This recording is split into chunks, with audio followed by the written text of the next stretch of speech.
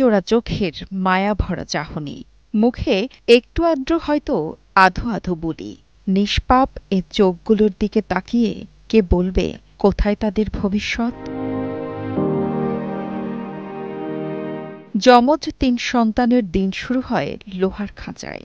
মায়ের সাথে সারা শহর ঘুরে ঘুরে তারাও যেন জানান দেয়, মা তুমি একা নও, আমরাও আছি। খাঁচার ভেতর ৩ সন্তান আর খাঁচার পাশ ধরে হাঁটছে বছর চারেকের আরেকটি শিশু। রাস্তায় বেরিয়ে সন্তানদের দুধ নয় পানি খাওয়াচ্ছেন এই মা। এমন করুণ দৃশ্য হয়তো এর আগে চোখে পড়েনি। ১৩ মাস বয়সী ৩ বাচ্চার মুখের দিকে তাকিয়ে অমানবিক কষ্ট করে যাচ্ছেন মা।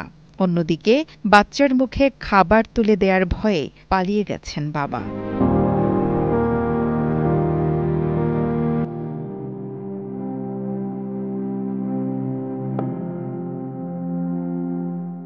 ৫ বছর আগে ময়মনসিংহের জান্নাত বেগমের সাথে প্রেমের সম্পর্ক গড়ে ওঠে ঠাকুরগাঁওয়ের হাবিল উদ্দিনের।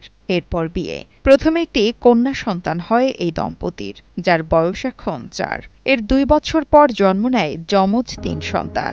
এই ৩ বাচ্চা একসাথে হওয়ার পর থেকেই স্বামী হাবিল ছেড়ে যায় জান্নাতকে।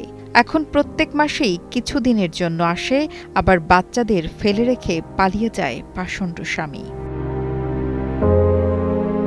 জান্নাত বেগম জানান, এই ৪ বাচ্চা মানুষ করতে তিনি কিডনি বিক্রি করতে হাসপাতালে গিয়েছিলেন। তবে চিকিৎসক তার কিডনি নিতে অস্বীকৃতি জানায় এবং বুঝিয়ে বাড়িতে পাঠায়। শেষে কোনো উপায় না পেয়ে বাকিতে এই ঠেলা গাড়ি বানিয়ে বাচ্চাদের নিয়ে রাস্তায় নামতে বাধ্য হয়েছেন। তখন আমি কিডনি বিক্রি করতে গেছি, তখন আমার ডাক্তারে বলছে যে আপনি মা, আপনি যদি একটা কিডনি বিক্রি করে দেন, তখন মনে করেন আপনি অসুস্থ হয়ে যাবেন, তখন আপনি বাচ্চাগুলারে কিভাবে সুস্থ রাখবেন?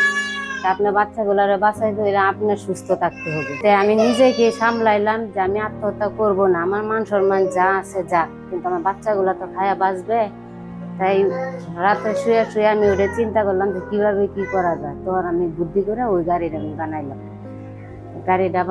তখন আমার কাছে টাকা নাই। গাড়িটা বর্তমানে যে জায়গায় বানাইছি ওই ভাইটারে হাতে পায়ে ধরছি, যে আমার সমস্যাটা বলছি, তখন উনি কিছু বাকি রাখছে।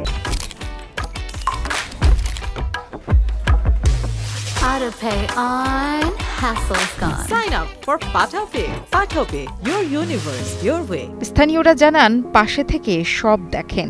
এই মহিলা ঠিক সময়ে বাচ্চাদের খাওয়াতে পারে না, নিজেও খেতে পারেন না। সব কাজ ফেলে সারাদিন বাচ্চাদের যত্ন করেন, রাতেও ঠিকমতো ঘুমাতে পারেন না। ছোট বাচ্চারা খাবারের জন্য কান্নাকাটি করে, কেউ চাল ডাল দিলে সেটি রান্না করে খাওয়ায়। সে কিভাবে কাজে যাবে? আপনার বাসায় এখন কাজে যাবে, তার 4টা বাচ্চা, আপনি কি এলাও করবেন? কখনো না। আপনার খাবার ধুতে যাবে, সে ঘর থেকে আরেকটা জিনিস নামতে যাবে, সে মালিক তো মানে নিবে না। সে তো তাকে দূর দূর করে তাড়াই দিতেছে। সে কিভাবে রোজগার করবে? মা তো পারে না কখনো ফেলে দিতে। মা যেভাবে হোক রক্ত বিক্রি করে হলেও মা তাকে সন্তানকে মুখে এক মুঠো ভাত দিবে, বাবা তো পারে না। নারী চারি কোলে নি, মানে এত সুন্দর বাচ্চাগুলা, কারো সন্তান নাই, তোমার 3টা 4টা সন্তান, এক মুখের কষ্ট বুঝতেছো, তোমাকে এখন কি করবে? কজ আন্টি আমার মেজ দেখেন। তখন আমি মেসে দিয়ে যাবো, তখন গেছি তো 4টা বাচ্চা, কাকে দেখে দিয়ে ওই বাচ্চাগুলাকে ও মেসে কাজ করবে বা বাসায় কাজ করবে, করার মতো তো হয় না, দেখতে তো হবে বাচ্চাগুলাকে। স্বামী পালিয়ে যাওয়ার পর 3 মেয়ে আর 1 ছেলে নিয়ে বেশ বিপাকে জান্নাত বেগম। শত কষ্ট হলেও মানুষের মতো মানুষ করতে চান এই সন্তানদের। এজন্য বিত্তবানদের পাশাপাশি সরকারের কাছে আবেদন জানিয়েছেন এই অসহায় মা। সরকারের কাছে আমার এই আবেদন, আমার যেন একটা ঘর থাকার জায়গা হয়, বাচ্চাগুলা নিয়ে যেন আমি থাকতে পারি, এমনকি বাচ্চাগুলার পড়াশোনা খরচ আমি ওদের সরকারের কাছে চাই। আর দেশের মানুষের কাছে আমি দোয়া চাই, আমি যেন বাচ্চাগুলার জন্য আমি 4টা ভাত খাওয়াইতে পারি, বাচ্চাগুলার নিয়ে যেন আমি বাঁচতে পারি।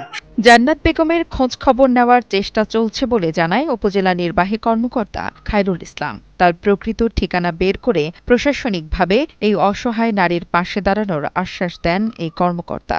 আমরা খোঁজ খবর নিচ্ছি যে উনি কোথায়, ওনার অরিজিনালি ওনার ঠিকানাটা কোন জায়গায়, এবং উনি এই জায়গায় কিভাবে আসলেন বা কি সমস্যা, সবকিছু বিচার বিশ্লেষণ করে আমরা তাকে প্রশাসনিক ভাবে যতটুকু সহযোগিতা করা যায়, এবং উনি যদি ভিক্ষাবৃত্তি বাদ দিয়ে যদি স্বাবলম্বী হতে চান, সেক্ষেত্রে আমরা সরকারি কোনো প্রশিক্ষণ দেওয়া যায় কিনা বা ওনার কোনো পছন্দ অপছন্দ আছে কিনা, যেমন গৃহপালিত পশুপালন বা অন্যান্য যে সুযোগ সুবিধাগুলো, এগুলো আমরা তাকে দেওয়ার চেষ্টা করবো। জান্নাতের এই লড়াইয়ের শেষ কোথায় তা হয়তো সময়ই বলে দেবে। তবে তার এই অদম্য সংগ্রাম আমাদের চোখে আঙুল দিয়ে দেখিয়ে দেয় একজন মায়ের ভালোবাসার চেয়ে বড় কোনো শক্তি পৃথিবীতে নেই।